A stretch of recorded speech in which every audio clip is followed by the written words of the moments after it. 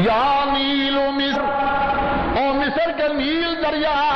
ان کنت تجری بامرک، اگر تو چلتا ہے اور چلنے کا اختیار تیرا اپنے اختیار سے چلتا ہے، فلا حاجت لنا، ہمیں تیری کوئی ضرورت نہیں، نہ چل، فلا تجری، موجہ کر، ہمیں ضرورت نہیں تیری، وَإِن كُنتَ تَجْرِي بِأَمْرِ اللَّهِ،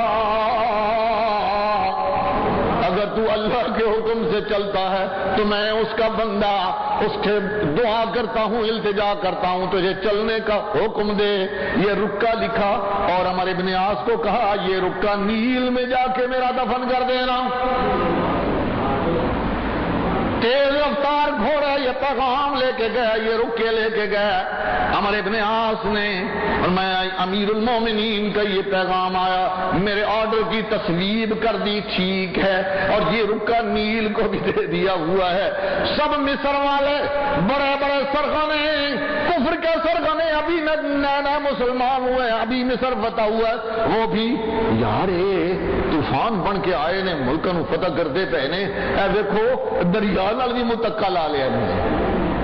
سب جا رہے ہیں۔ عمر ابن عاص وہ رکا لے کے کہ امیر المومنین کا رکا دریائے نیل کی طرف بھی آ گیا ہوا ہے، وہ رکا لے کے آج دریا میں اکٹھ ہے، مخلوق خدا وہاں موجود ہے، بھائی مسلمانوں کا امیر، مسلمانوں کا حاکم، اس نے آج دریائے نیل کو بھی مخاطب کر لیا،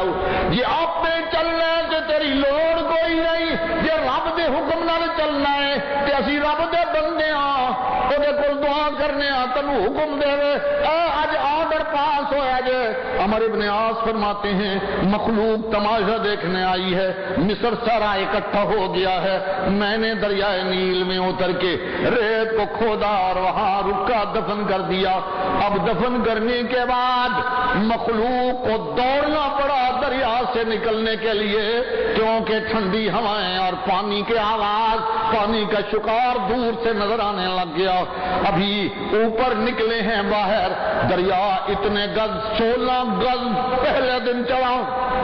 دریائے نیل، اور پھر قیامت تک بند نہیں ہوگا، آج بھی چل رہا ہے۔ یہ ہے مسلمانوں کا حکمران۔ اشرقت الارض بنور ربها، یہ نور رب کیا ہے؟ یہ عدل و انصاف ہے، کیونکہ آج آخری فیصلے ہیں، آخری فیصلوں میں اللہ کا عدل آئے گا، اللہ کا انصاف آئے گا۔ جس دھرتی پہ انصاف ہو جائے، عدل ہو جائے، ظلم نہ ہو،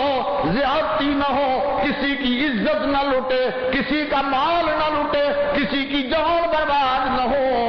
اور وہ زمین روشن ہو۔